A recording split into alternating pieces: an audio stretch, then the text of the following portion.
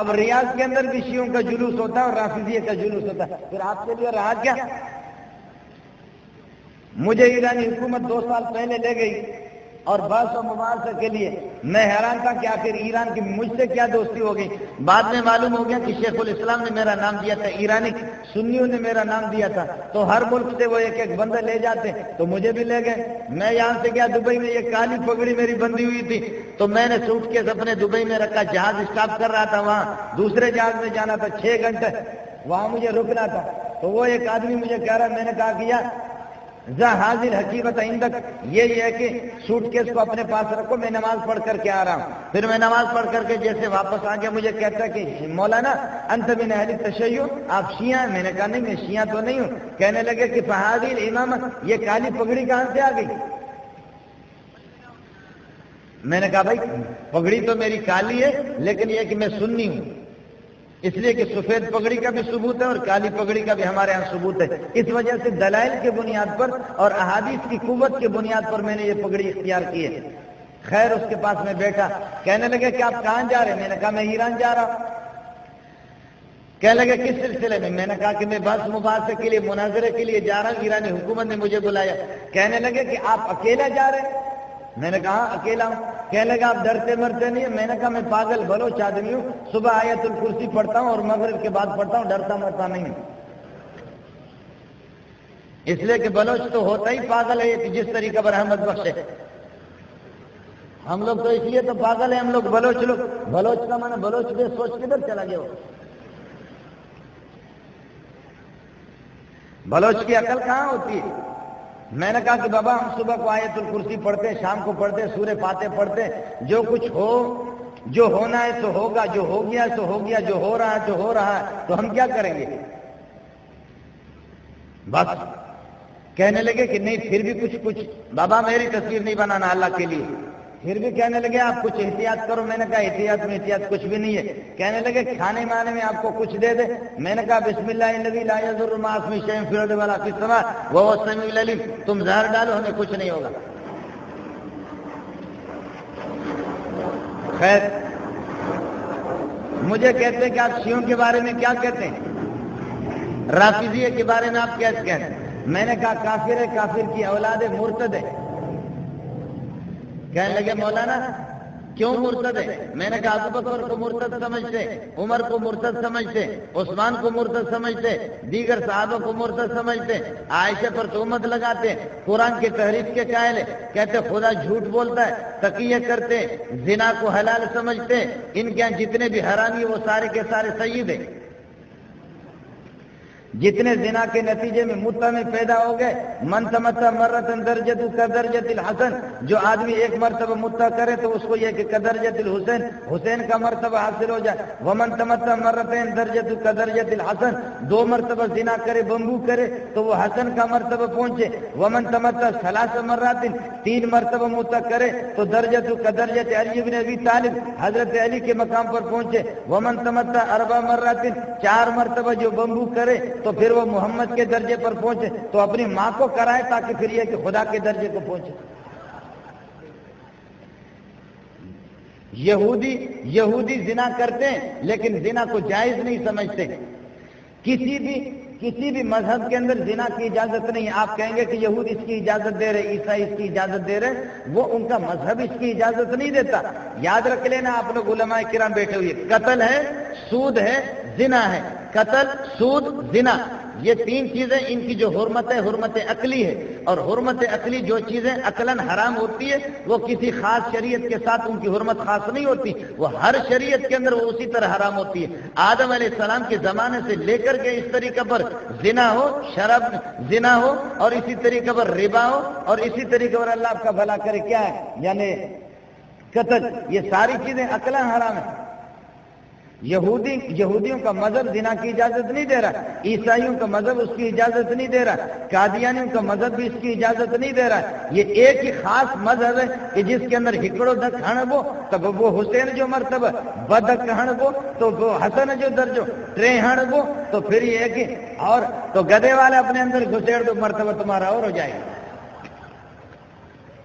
آپ سمجھ نہیں رہے، جس مذہب کا یہ حال ہو جس مذہب کا یہ حال مولوی، ہمارے لوگ کہتے ہیں کہ مولوی صاحب ان کو کیسے کافر کہتے، تو کافر کوئی ڈنڈا ہوگا کسی کو گھسے گا کیا؟ کفر تو آدمی کا عقیدہ نظری ہے، جو زنا کو یہ ہے کہ حلال سمجھے تو کفر اور کیا ہو، اور پھر اس کے درجے میں جب آدمی جب زنا کرے گا، زنا کرنے کے بعد جب غسل کرے گا، غسل کرنے سے جب وہ قطرات وہ پانی کے اس کے جسم سے گریں گے، ایک ایک قطرے پر 70,000 فرشتے اس کے لیے دعا کریں گے، ایک ایک قطرے پر 70,000 فرشتے اس کے لیے دعا کریں گے۔ اور وہ کہتے ہیں کہ ہم لوگ تقیہ نہیں کرتے، ہم لوگ جھوٹ نہیں بولتے، بلکہ خدا بھی جھوٹ بولتا ہے، اور خدا کے اس جھوٹ کا نام انہوں نے رکھا بدا بدا بدا بدا یبدو بدون، کہتے ہیں کہ اللہ بھی جھوٹ بولتا ہے، اور اللہ کی بھی خصوصیت ہے، اور اللہ بھی بہت سی باتیں چھپاتے ہیں۔ تو ہم لوگ اگر تقیہ کریں تو کیا؟ آپ کی اطلاع کے لیے عرض کروں، مذہب ایک ایسی چیز ہے، مذہب تو نہ کہو، عقیدہ، مذہب کی بات میں نہیں کر رہا۔ امام شافعی کے ساتھ ہمارا اختلاف مذہب کا ہے، امام مالک کے ساتھ ہمارا اختلاف مذہب کا ہے، اور امام احمد بن حنبل کے ساتھ ہمارا اختلاف مذہب کا ہے۔ یہ اختلاف مذہب ہے، اختلاف الادیان نہیں ہے، یہ اختلاف الفرق نہیں ہے، یہ اختلاف الدین نہیں ہے۔ شیعہ کے ساتھ، قادیانی کے ساتھ، رافضی کے ساتھ، قادیانی کے ساتھ، یہودی کے ساتھ، عیسائی کے ساتھ ہمارا اختلاف مذہب نہیں ہے، اختلاف دین ہے۔ اللہ کے لیے ان باتوں کو سمجھا کرو۔ اب تو مولوی نے شروع کر دیا، وہ اخباروں میں آ رہا ہے مکالمہ بین المذاہب، اور وہ کہتے ہیں تقریب بین المذاہب، کہ ہم مذاہب کو قریب کر رہے ہیں، اور کہتے کوشش کریں کہ شیعہ، تمہیں شرم آنی چاہیے، شیعہ مذہب نہیں ہے، شیعہ دین ہے، شیعہ مذہب نہیں ہے۔ امام شافعی کے ساتھ ہمارا اختلاف مذہب کا ہے، امام مالک کے ساتھ ہمارا اختلاف مذہب کا ہے، احمد بن حنبل کے ساتھ ہمارا اختلاف مذہب کا ہے۔ لیکن یہ مولوی اس قسم کا کہ گورنمنٹ کے وہ چاہتا کسی نہ کسی طریقے سے ہمیں پیسے مل جائے۔ آپ تو سمجھ جائیں گے، اخبار میں آپ بھی پڑھتے رہتے، مختلف قسمیں آ رہے، مکالمہ بین المذاہب اور تقریب مذاہب، اور مذہب کے اندر پھر یہودی بھی داخل ہے اور عیسائی بھی داخل ہے۔ شامیہ کی پہلی جلد کے اٹھا کر کے دیکھو، تنویر الابصار کو دیکھو، در مختار کو دیکھو، رد المحتار جو شامیہ اس کو بھی دیکھ لو، آپ کو پتہ چلے گا کہ مذہب کیا ہے اور دین کیا ہے۔ اتنا بھی اس اندھے کو معلوم نہیں ہے۔ شیعہ کا مستقل دین ہے، شیعہ کا مستقل عقیدہ ہے، رافضی کا، قادیانی کا مستقل عقیدہ ہے، یہودی کا مستقل عقیدہ ہے۔ یہ اختلاف الادیان ہے، یہ اختلاف الفرق ہے، یہ فرق ہے، یہ ادیان ہے۔ اور شافعی اور مالک احمد بن حنبل کے ساتھ ہمارا اختلاف وہ عقیدے کا نہیں ہے، ہمارا اختلاف اس کے ساتھ مذہب کا ہے۔ اللہ کے لیے ان باتوں کو سمجھا کرو۔ امام شافعی کے کس عقیدے میں امام شافعی کے ساتھ ہمارا اختلاف ہے؟ میں تقریر ختم کرتا ہوں، پھر کوئی مولوی آ جائے مجھ سے بات بھی کرے۔ اگر آپ کو، اب میں برطانیہ میں نہیں رہ رہا ہوں، فرانس میں نہیں رہ رہا ہوں، یہیں کراچی میں رہ رہا ہوں، اگر میرے کسی بات سے آپ کو اختلاف ہو، نوٹ کر لینا بعد میں۔ اللہ کے لیے اب آپ یہ کر رہے ہیں کہ حکومت کو دکھا رہے ہیں، کس کو آپ خوش کر رہے ہیں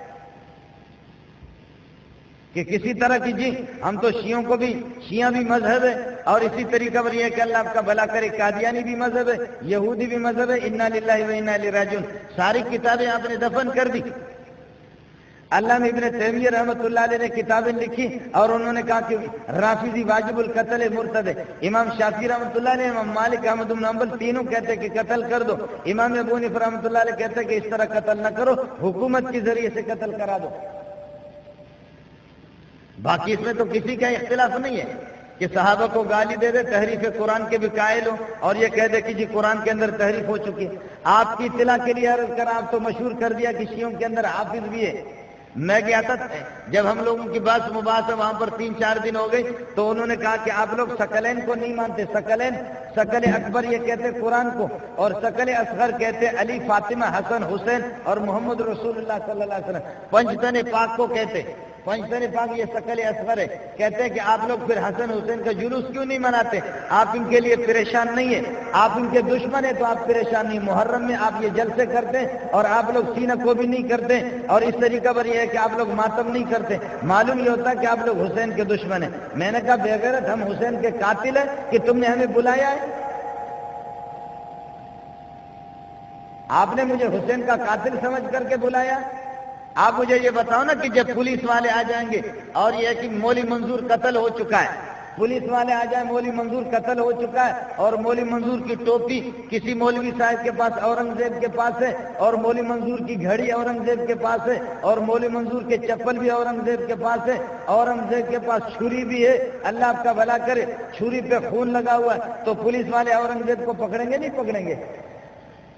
بابا جب پولیس والے آ جائیں اور دیکھیں کہ مولوی منظور کی گھڑی، مولوی منظور کی یہ کی ٹوپی، مولوی منظور کی پگڑی، مولوی منظور کا لباس سب کچھ اورنگزیب کے پاس ہے، اور اورنگزیب کے پاس چھری بھی ہے اور وہ زخمی بھی ہے، اور چھری پر یہ کہ خون بھی لگا ہوا ہے، تو پولیس والے پکڑیں گے کہ آسمان سے کوئی فرشتہ تو نہیں آیا؟ آپ رنگے ہاتھ پکڑے گئے، آپ کے ہاتھ میں چھری ہے، قاتل آپ ہیں۔ اب بتاؤ، ہم حکومت کو بھی کہتے ہیں کہ تم آ جاؤ، محرم کے دنوں میں آ جاؤ، ہم آپ کو بتاتے ہیں کہ گھوڑا حسین کا کس کے پاس ہے، چھری کس کے پاس ہے، ذوالجناح کس کے پاس ہے، حسین کا سامان کس کے پاس ہے؟ بہنچودو قاتل تو تم ہو۔ آپ سمجھ نہیں رہے، قاتل ہم ہیں بھائی، قاتل کون ہے؟ ارے چھوڑ بابا، او مولوی صاحب چھوڑ، میری بات سن لیں، اور بعد میں نعرے لگا دیں، اپنا نشہ پورا کرو۔ بھائی چھری کس کے پاس ہے؟ چھری تمہارے پاس ہے، گھوڑا تمہارے پاس ہے، اور پھر اتنا وکیل ہے کہ LLB ہے، اور یہ کہ 6-6 10-10 لاکھ روپے لیتا ہے، مقدمہ جتواتا ہے کورٹ کے اندر۔ یہ وکیل اتنا سمجھدار ہے کہ گھوڑے کے سامان کو پکڑ کر کے حسین جو گھوڑا، اس سے بہتر ہے تم ہمارے کسی بلوچ کے سامان کو اٹھاؤ، کم ثواب ملے گا آپ کو۔ گھوڑے کے سامان اٹھانے سے تمہیں فائدہ کیا ملے گا؟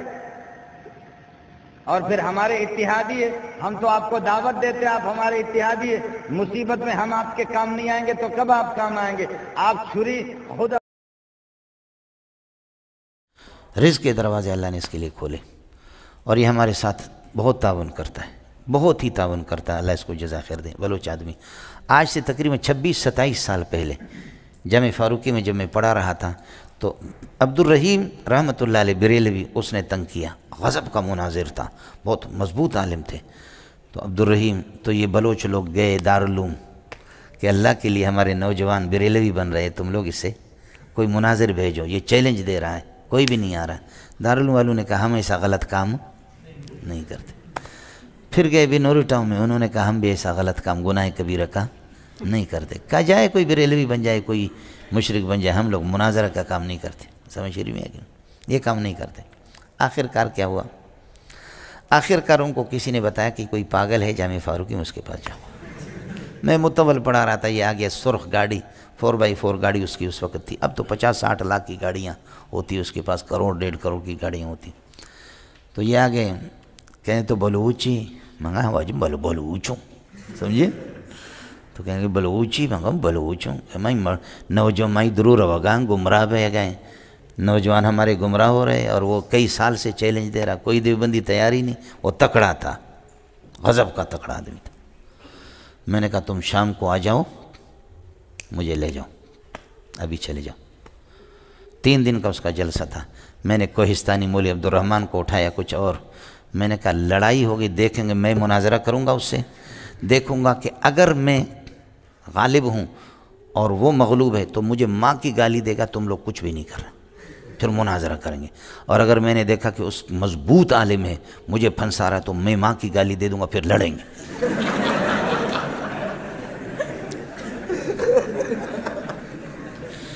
اس لیے کہ بھاگنے سے لڑنا بھی بہتر ہے نا، اپنے مسلک کی بدنامی تو وہ کوہستانی مولوی عبدالرحمن کہہ رہا تھا استاد جی مجھے 12 گولیاں لگ جائے میں مروں گا نہیں۔